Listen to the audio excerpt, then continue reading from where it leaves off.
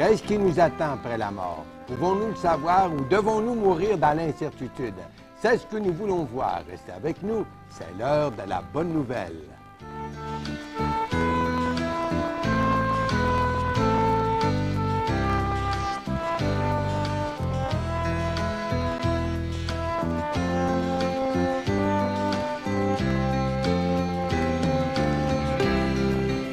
Bonjour et bienvenue à l'heure de la bonne nouvelle. Dans le cadre de la série Religion ou Jésus-Christ, nous en sommes maintenant rendus à notre 8e émission. Et aujourd'hui, Gaston, à cette 8e émission, quel sera notre thème? Le thème, je veux justement vous parler sur la personne du Sauveur, Jésus et l'au-delà. Puis ça, c'est une question qui est bien importante et puis il faut vraiment se tourner vers la parole pour avoir justement les réponses. Et d'ailleurs, c'est une question qui nous concerne tous, car tous, nous aurons un jour à affronter l'au-delà. Il y a Sophie Arbault qui sera avec nous, qui va nous interpréter un chant qui s'appelle « Il suffit de voir ». Jésus-Christ et l'au-delà. Il n'y a que la parole de Dieu qui peut vraiment nous donner l'enseignement fiable, véridique, sur un sujet d'une telle importance.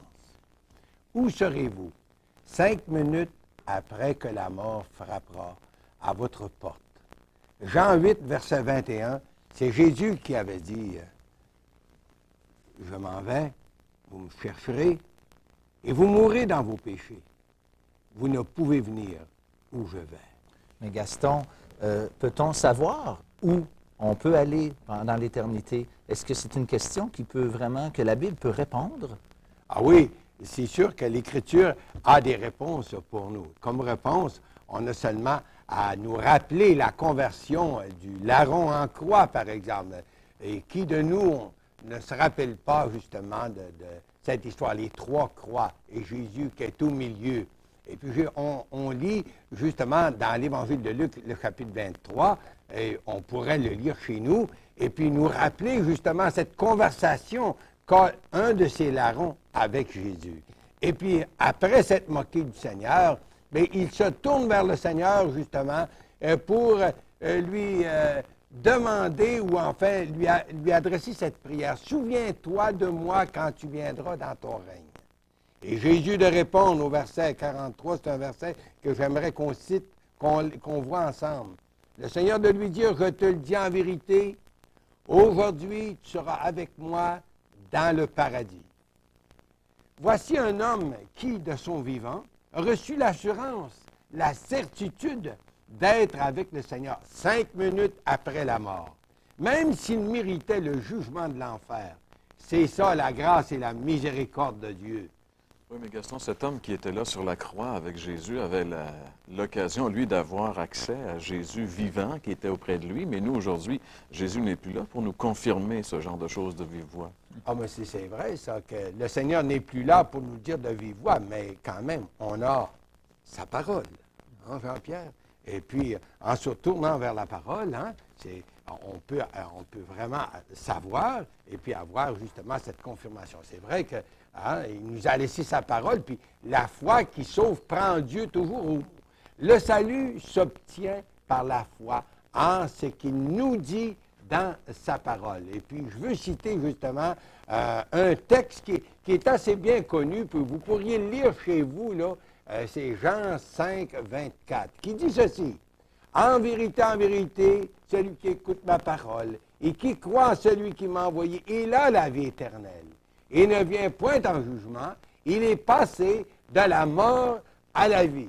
En vérité, je vous le dis, celui qui écoute ma parole et qui croit en celui qui m'a envoyé, il a la vie éternelle. Il n'y a pas de peut-être. Aussi, tu le mérites. Mais celui qui prend Dieu au mot et qui croit que Jésus fut envoyé de Dieu le Père pour nous sauver en payant notre dette sur la croix et qui par la foi l'accepte comme son sauveur et le Seigneur de sa vie dans son cœur. Il a la vie éternelle. C'est l'Écriture qui le confirme. En plus, il y a plusieurs autres textes de la parole qui confirment sans l'ombre d'un doute cette même vérité. Celui qui se confie sans réserve à Jésus et son sacrifice en croix, en acceptant son pardon par la foi, il a la vie éternelle. Gaston, où vont, selon ce qu'on peut comprendre, ceux qui sont sauvés, où vont-ils immédiatement après la mort?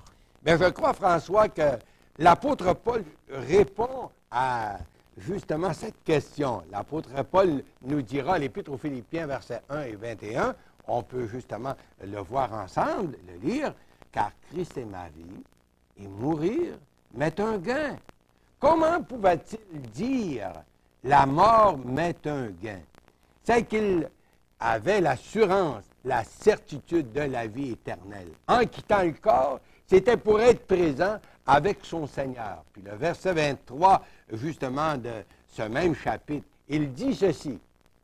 « Je suis pressé des deux côtés. J'ai le désir de m'en aller et d'être avec Christ, ce qui de beaucoup est le meilleur. » Et il dira aussi aux Corinthiens, lorsqu'il écrit, deuxième épître aux Corinthiens, deuxième lettre, le chapitre 5 et le verset 8, « Nous sommes pleins de confiance et nous aimons mieux quitter ce corps et demeurer auprès du Seigneur. » S'il mentionne « nous » dans ce texte, c'est que cette vérité est fondamentale pour tous ceux qui sont sauvés, pour ceux qui ont placé leur confiance en Jésus pour le salut éternel.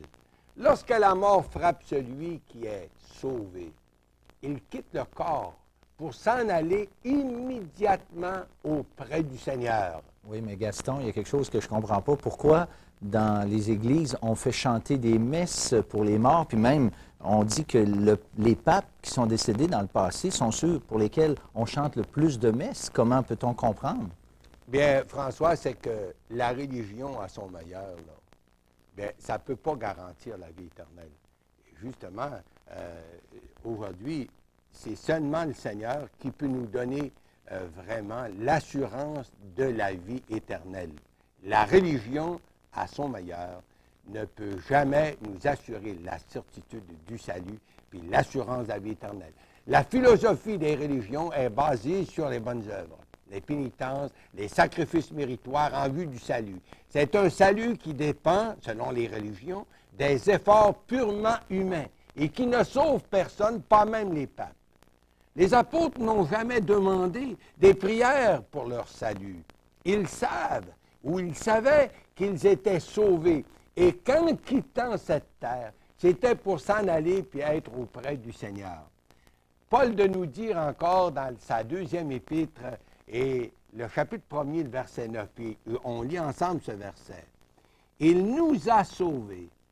Il nous a adressé une sainte vocation, non à cause de nos œuvres, mais selon son propre dessein, et selon la grâce qui nous a été donnée en Jésus-Christ. » Puis le verset 12, il continue, « Car je sais en qui j'ai cru, et je suis persuadé qu'il a la puissance, c'est-à-dire que Jésus a la puissance de garder mon dépôt jusqu'à ce jour-là. » Quelle assurance avait l'apôtre Paul, comme tous les autres apôtres, vous savez. Il nous a sauvés, nous dit-il. Il nous a sauvés. Cette vérité revient souvent dans la parole de Dieu pour confirmer la position du croyant face à la mort et à l'au-delà. Parlant de l'au-delà, j'aimerais qu'on considère l'enseignement du Seigneur lui-même sur ce sujet si important. Quand on nous dit que personne n'est revenu pour nous dire ce qui se passe après la mort, bien, le Seigneur ici, dans sa parole, il ouvre le rideau devant nous pour qu'on puisse voir qu'est-ce qui se produit après la mort pour celui qui meurt dans le Seigneur, aussi bien que pour celui qui meurt sans connaître le Seigneur, sans s'être repenti de son vivant. Puis c'est une portion qu'on retrouve dans l'Évangile de Luc, le chapitre 16 et le verset 19. Puis je lis seulement quelques extraits, puis j'aimerais bien que vous puissiez le lire chez vous. Et puis le Seigneur s'adresse à nous avec ces paroles. Il y avait un homme riche qui était vêtu de pourpre et de fin lin, et qui chaque jour menait joyeuse et vivante et brillante vie. Un pauvre nommé Lazare était couché à sa porte, couvert d'ulcères, désireux de se rassasier des miettes qui tombaient de la table du riche. Même les chiens venaient encore lécher ses ulcères. Le pauvre mourut, il fut porté par les anges dans le sein d'Abraham. Le riche mourut aussi, il fut enseveli. Dans le séjour des morts, il leva les yeux, tandis qu'il était en proie au tourment.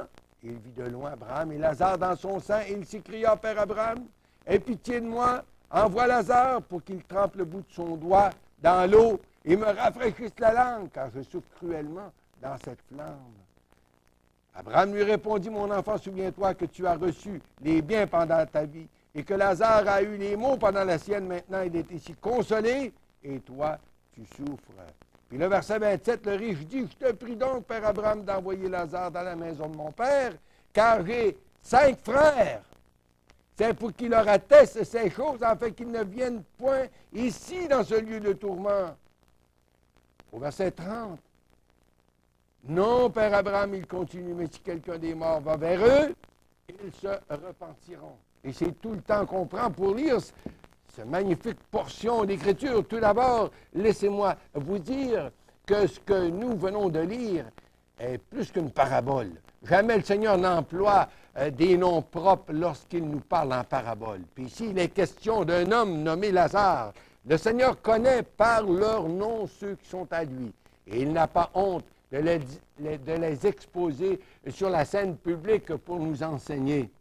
Il se peut que ces 2 hommes vivaient sous le même toit, l'homme riche étant le maître, et l'esclave nommé Lazare était là, puisqu'il est dit qu'il se nourrissait des miettes qui tombaient de la table du riche, de son maître. Les 2 sont morts. Et c'est ici que le Seigneur veut diriger notre attention. Lazare est porté par les anges dans le sein d'Abraham. Bien sûr que le sein d'Abraham représente le lieu des croyants, puisqu'Abraham représente le père de la foi, le père des croyants. Mais il est dit, Lazare, il est maintenant consolé. Il n'a plus de souffrance. Il est avec les bienheureux. Il est dans la félicité. Maintenant, le Seigneur veut que nous portions attention à ce qui arrive à l'homme riche, l'homme qui est mort sans repentance. S'il se retrouve dans ce lieu de tourment, ce n'est pas parce qu'il est riche, et il le sait, le verset 30 qu'on a lu, il plaide avec Abraham pour que quelqu'un des morts, peut-être même Lazare, va vers ses 5 frères pour les avertir, afin qu'ils puissent se repentir, pour qu'ils ne viennent pas dans ce même lieu de tourment où il est. S'il est là, dans ce lieu de tourment, c'est qu'il a lui-même négligé de se repentir. Il a vécu profitant des plaisirs mondains et sans doute même qu'il a refusé de se repentir pendant sa vie. Dans ce temps-là, comme aujourd'hui, la vie passe si vite, bien trop vite. Jacques de nous rappeler que la vie est comme une vapeur qui paraît, mais aussitôt disparaît. Cet homme riche le réalise, mais il a vécu sans Dieu, sans se préoccuper du salut de son âme. Puis maintenant, c'est l'éternité qui est devant lui. Sans Dieu, il sera privé de cette présence de Dieu à tout jamais.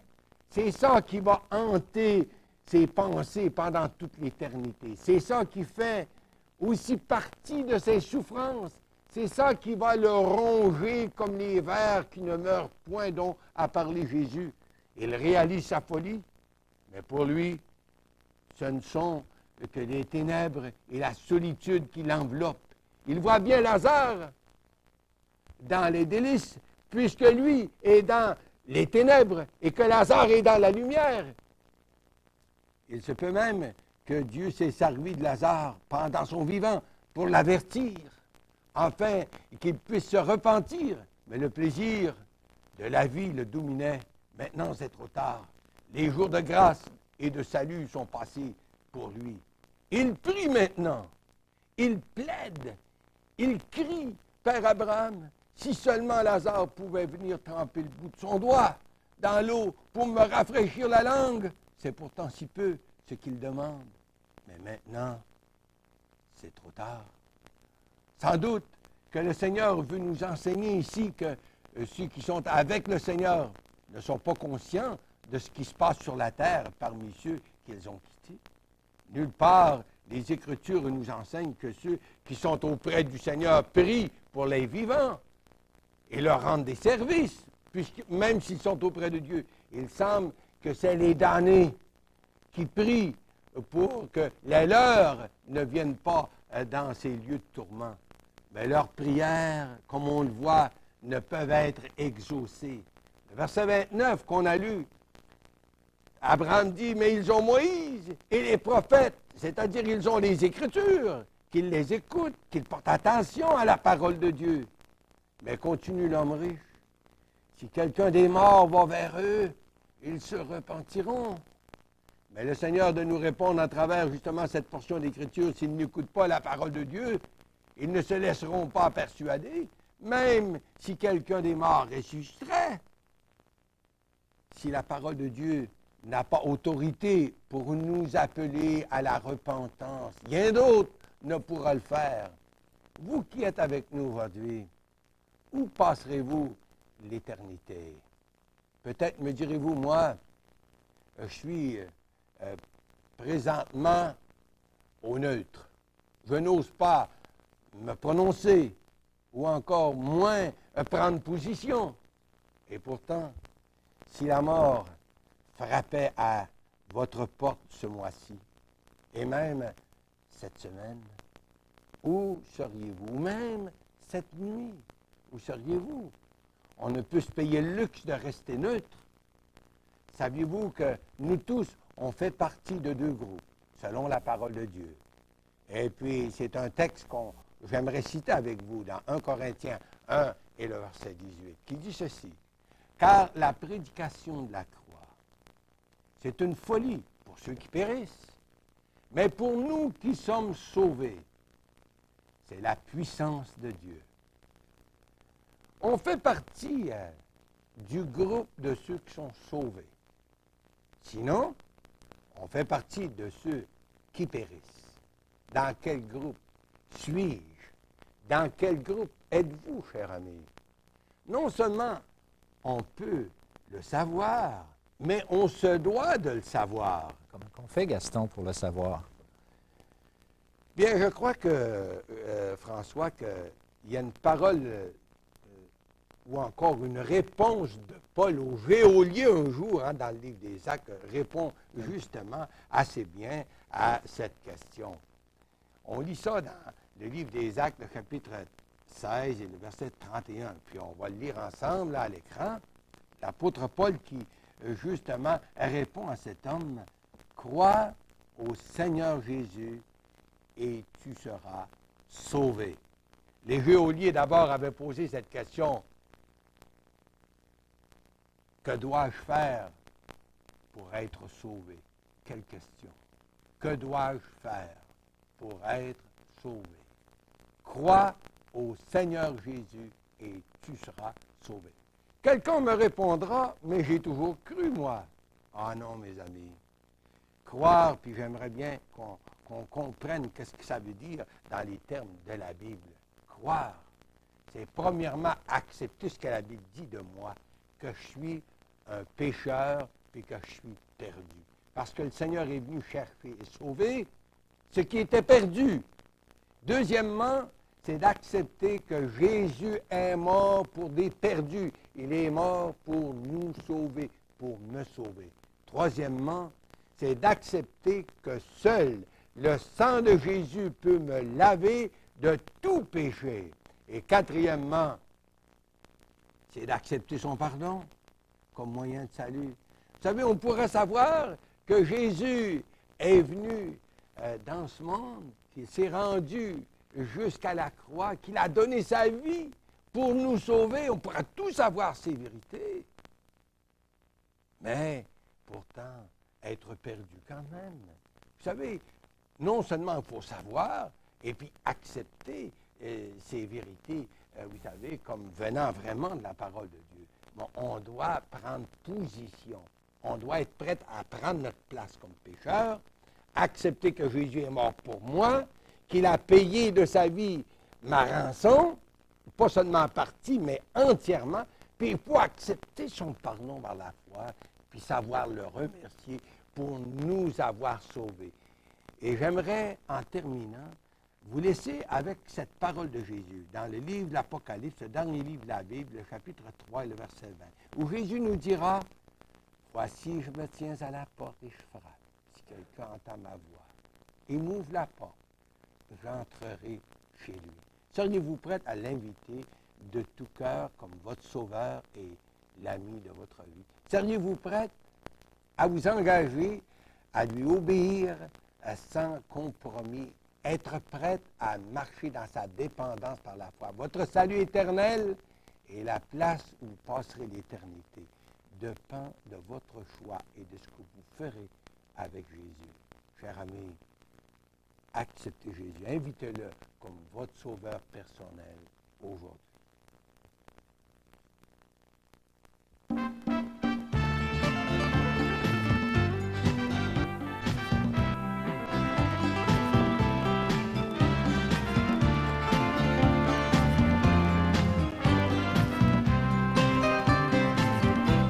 Il suffit de voir un lever de soleil,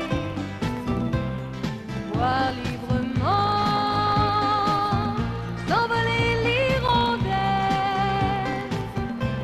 entrer dans la danse des étoiles du ciel, suivre du regard les nuages éternels. Pour croire qu'une main invisible mais divine ait créé tout ça. Et pour croire qu'une main invisible mais divine ait créé tout ça. Il suffit de voir vastes océans, des montagnes enneigées, des arbres géants, sentir le parfum de la fleur des champs, s'émerveiller aux couleurs du papillon. Pour croire qu'une main invisible mais divine ait créé tout ça. Oui, pour croire qu'une main invisible et divine ait créé tout ça. Il suffit de croire, c'est Dieu créateur, venu du ciel, mourir sur la croix, pour recevoir Jésus le Sauveur et son amour te transformera. Il faut croire que cette main invisible mais divine fut clouée pour toi. Il faut croire que cette main invisible et divine fut clouée pour toi. Oui, pour toi.